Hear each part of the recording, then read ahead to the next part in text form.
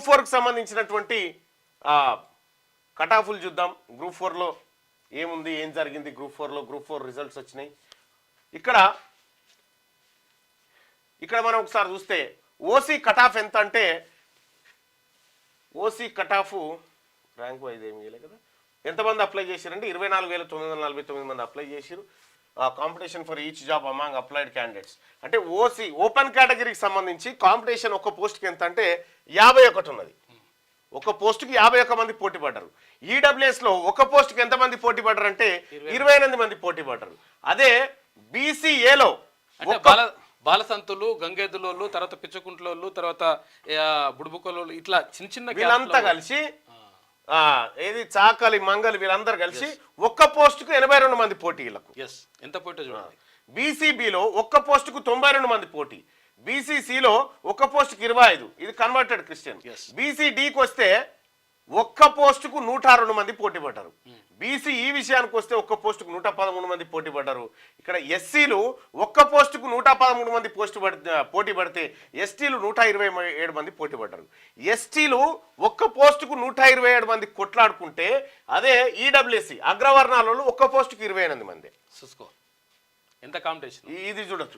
EWS economically weaker section category representing 3.42% of the total population of applicants secured 11.10 of the total post.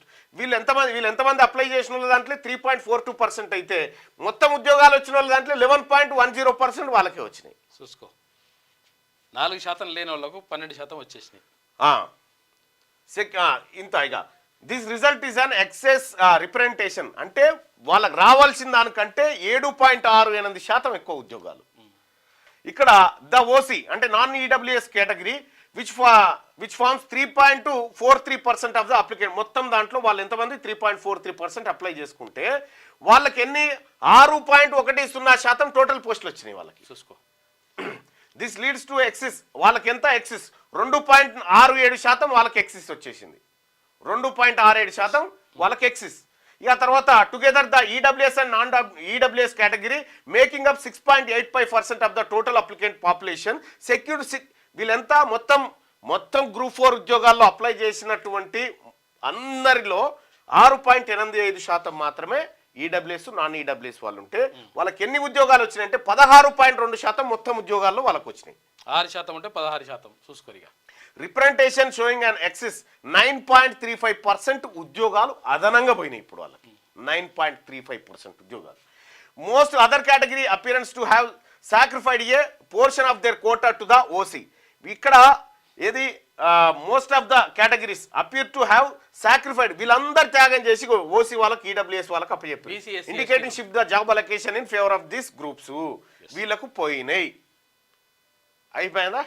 EWS కోట ఎంత కొంపలారుస్తుందో చూడ్రి. ఇంకా ఇదే కాదు, cut off wise rank wise కూడా ఒకసారి చూద్దాం.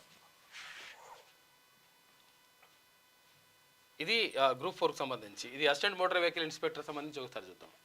Assistant motor vehicle inspector కి సంబంధించినటువంటి ఆర్టీఓ అవుతారు తర్వాత. ఇక్కడ breakup of vacancies for the post of assistant motor vehicle inspector in transport department general recruitment notification number 31/2022 పలానా రోజు వేసిరిగా. Zone multi zone 1 multi zone 2 total పోస్టులు. ఓసీలకు మొత్తం దీంట్లో 42 ఓపెన్ కేటగిరీకి సంబంధించిన పోస్టులు ఉన్నాయి. ఈడబ్ల్యూఎస్ వాళ్ళకు 11 ఉన్నాయి. బీసీఏ వాళ్ళకు 10, బీసీబీ వాళ్ళకి 8, BCC 2, BCD 6, BCE 5, SC 16, ST 11, sports కోటాలో 2. మొత్తం పోస్టులు వచ్చేసి 113 పోస్టులు ఉన్నాయి. 113 పోస్టులలో 42 ప్లస్ 11 53 పోస్టులు ఓన్లీ వాళ్ళకు ఇప్పుడు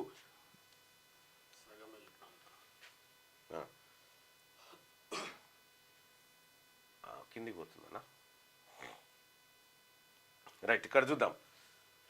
ఇక్కడ assistant motor vehicle inspector state rank wise cut off ఎట్లా ఉందంటే, ఓసీ అంటే ఓపెన్ కేటగిరీలో ర్యాంక్ ఎంత కట్ ఆఫ్ అయింది? మేల్ ర్యాంకు 32 ర్యాంక్ వరకు ఓపెన్ కేటగిరీ కట్ ఆఫ్ అయితే, ఫీమేల్ ర్యాంక్ వచ్చేసి 264 వచ్చింది.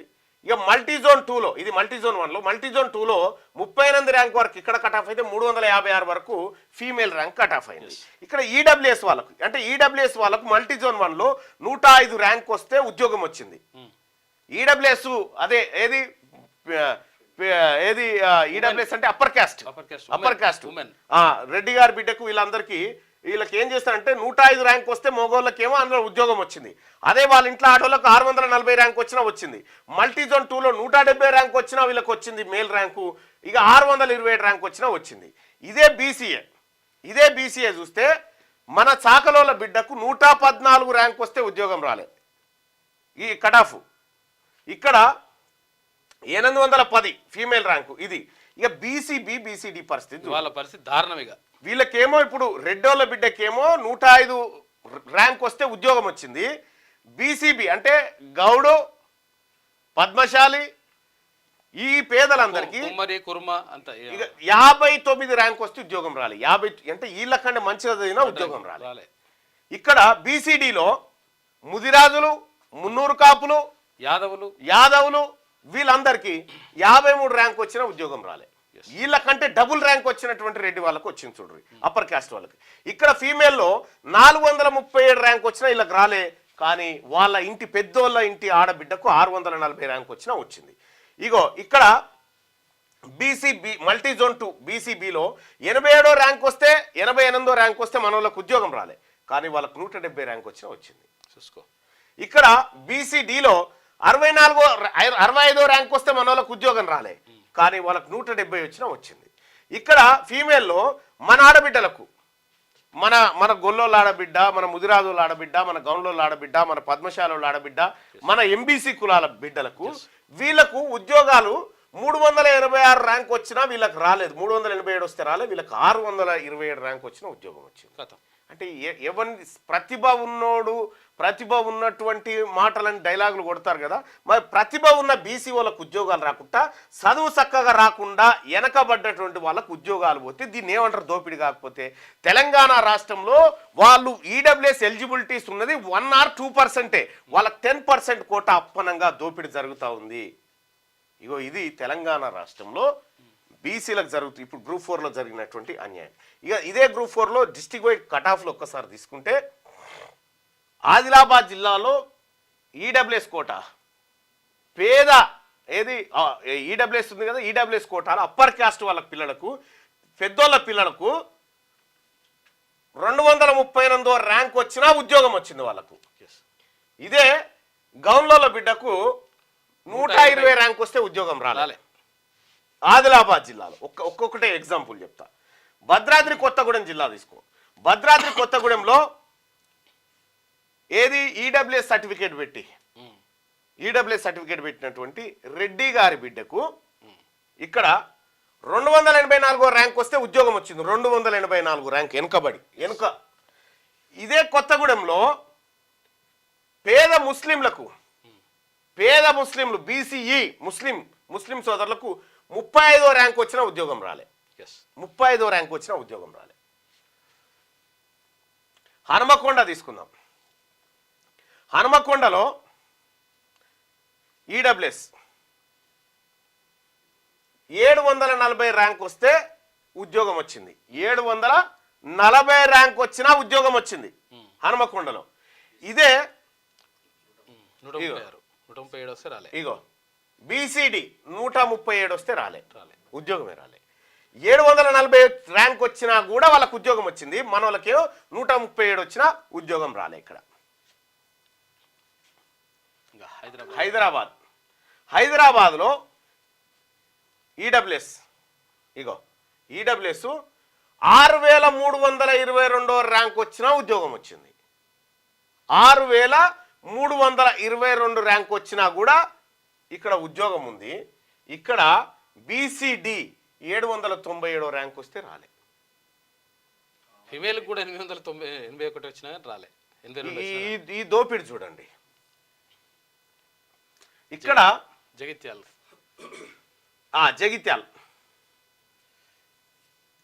జగిత్యాల జిల్లాలో ఈడబ్ల్యూఎస్ కోటాలో 365 మార్కులు వస్తే వీళ్ళకి ఉద్యోగం వచ్చింది.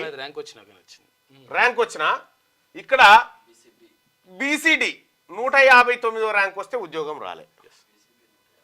ఇగో బీసీబీ 151 వస్తే రాలే అసలే. జనగామ జిల్లాకు సంబంధించి చూసుకుంటే జనగామలో ఈడబ్ల్యూఎస్ కోటాకు సంబంధించి 203 ర్యాంక్ వచ్చినా వచ్చింది వీళ్ళకు. కానీ మన బీసీడీ బిడ్డలకు 76-77 ర్యాంక్ వస్తే రాలే. మొత్తం ఇదే ఈ ఉద్యోగాలలో జరుగుతున్నటువంటి దోపిడీ ఏదైతే ఉందో ఇది పట్టబగటిలి జరుగుతున్న దోపిడీ. దీని మీదనే నేను మొర్ర మొత్తుకుంటున్నా. ఈడబ్ల్యూఎస్ కోటా మన పిల్లల ఉద్యోగాల కుంపలు మూస్తుంది. ఈ వేగంగా ఉద్యోగాల భర్తీ కథ ఏంటంటే ఇవే. రేపు రాబోయే ప్రభుత్వమైనా ఈ కోటాని సవరించి కోటాలో జరిగిన మోసాన్ని సరిచేసే దిశగా ముందుకు పోవాల్సిందే. ఎందుకంటే తర్వాత ఆడవాడు ఇప్పుడు ఏంది, ఇప్పుడు యూట్యూబ్ ఛానల్ కొన్ని ఉన్నాయి, వానికి ఆ తెలియదు మా తెలియదు, ఇది కులకరణ తప్పు వాళ్ళకి. ఎప్పుడైనా నువ్వు అబద్ధానికి సమాధానం చెప్పుకుంటా ఆ తర్వాత అంటే అది నిజమని ప్రచారం జరిగే అవకాశం ఉంటుంది. నిజమైతే వాడిని నమ్ముతారు కదా జనాలు, నిజమైతే వాడిని నమ్ముతారు కదా. ఇప్పుడు కులకరణ సజావుగా సాగుతా ఉంది, ప్రచారం చేస్తుంటారు. అది ప్రచారం ఎందుకు చేస్తారు? ఎవడన్నా ఈ కులకరణ విషయంలో అది పోతుంది ఇది పోతుంది అంటే పండబెట్టి తొక్కుమని చెప్పాడు ముఖ్యమంత్రి గారు. అంతే, పండబెట్టి తొక్కుమని చెప్పారు. తన్నురేం కాదు, ఈ జాతులకు అన్యాయం చేసే విధంగా ఎవడన్నా ఇవి తప్పు అని ఇది మోసం అని ఎవడనైతే వాని తన్నురి పండబెట్టి ఏం కాదు. నేను చెప్తున్నా, ముఖ్యమంత్రి చెప్తా ఉన్నాడు సంపద పంచాలంటే ఇది కావాలని. ఇట్లా ఈడబ్ల్యూఎస్ కోటాలో అప్పనంగా ఉద్యోగాల దోపిడీ జరుగుతూ ఉంది. తెలంగాణ రాష్ట్రంలో ఉన్నటువంటి బీసీ నిరుద్యోగులారా, బీసీ ఉద్యోగస్తులారా, మీరు రాసేటప్పుడు నాకు ఒక్కనికే ఏం కాదేమో మిగతా వాళ్ళకి ఎఫెక్ట్ పడుతుందేమో అని రాసిరు మీరంతా. కానీ ఇలా అందరు కొంపలు కొల్లేరైపోయి మీకు రావాల్సిన ఉద్యోగాల్లో 9.37% వాళ్ళకు పోయినాయి ఉద్యోగాలు. మీకు రావాలా ఉద్యోగాలు, అందులో మీరున్నారు. నా ఒక్కడి సమస్య కాదని మీరు అనుకున్నన్ని రోజులు ఇదే కొంపలాడుకుంటుంది. ఎందుకు జరుగుతూ ఉంది ఈ దోపిడీ? ఒకవేళ బీసీ వాడికి ఒక్క ఉద్యోగం ఎక్కువ వస్తే ఒప్పుకుందిరా వీళ్ళంతా? ఒప్పుకుంటే వాళ్ళేనా? ఎంత లొల్లి అవుతుండే? కాబట్టి బీసీ ప్రజలారా, పట్టబగటీలు గణాంకాలు దొరుకుతూ ఉన్నాయి మనకు. దొరికిన గణాంకాల వారిగానే మనం ఇక్కడ చూసుకోవచ్చు. ఇక్కడ ఈడబ్ల్యూఎస్ వాళ్ళకి మహబాద్లో 392 ర్యాంక్ వచ్చినా వాళ్ళకు ఉద్యోగాలు వచ్చినాయి. 392. మన బీసీఈ, మన బీసీ ముస్లిం బిడ్డకు, ఆడబిడ్డకు 143 ర్యాంక్ వచ్చినా కూడా ఉద్యోగం రాలే. ఈ గణాంకాలన్నీ జిల్లాల వారీగా కట్ ఆఫ్లు ఇవన్నీ. సో ఈ కట్ ఆఫ్లకు సంబంధించి ఇది ఎక్కడన్నా పెట్టవచ్చా ఫైల్? అది లింక్ ఉందా? డైరెక్ట్ పెట్టచ్చు, చేసి పెట్టది. ఈ కట్ ఆఫ్లో జరిగినటువంటి మోసాల గురించి ఒక ప్రత్యేక లింకును డిస్క్రిప్షన్లో కింద పెడతా ఉన్నాం. దయచేసి మీరు దాన్ని పరిశీలించండి. దాంట్లో ఏమన్నా పొరపాట్లు ఉంటే కూడా మాకు తెలియజేయండి. దిస్ ఈజ్ అవుట్ రైట్ ఇన్జస్టివ్ 100% కదా. నేను అదే మొత్తుకునేటువంటి క్రమంలో చాలామంది తీన్మార్ మల్లన్న నువ్వు ఈడబ్ల్యూఎస్ గురించి ఎందుకు మాట, మా పిల్లల ఉద్యోగాలు ఎత్తుకపోతే ఇంకా మరి దేని గురించి మాట్లాడి నీకున్నాం ఇడ మేము గెలిచి. తెలంగాణ రాష్ట్ర నిధులు నియామకాలు ఇక్కడనేమో ఇక్కడ డీసీ దేవి గారు, మీరు బట్టి విక్రమార్క గారిని కలవండి అమ్మా. అంతే, ఆయనను కలిసి చెప్పండి. మహిళా ఆర్టిజన్లో మేము ఉన్నామని చెప్పి ఆయన చెప్పండి. ఆయన హామీ ఇచ్చిండు. ఆయనను కలిసి మీరు చెప్పండి తల్లి. ఎందుకంటే నేను 2-3 సార్లు మీ ముందే విజ్ఞప్తి చేసిన. మీరు ముఖ్యమంత్రిని కలవచ్చు కానీ ఆయనను కలిసే పరిస్థితి లేదు, ఆయన బిజీగా ఉంటుంది. అందుకోసమే ఈడబ్ల్యూఎస్ని బొందబెట్టుడే తీన్మార్ మల్లన్న మొదటి లక్ష్యం. క్యూ న్యూస్ ఛానల్లో పనిచేయటకు అనుభవం గల సీనియర్ వీడియో ఎడిటర్స్ కావాలను సంప్రదించవలసిన నెంబర్ 8688926084. qnewsads@gmail.com ను సంప్రదించండి. లైక్ చేయండి.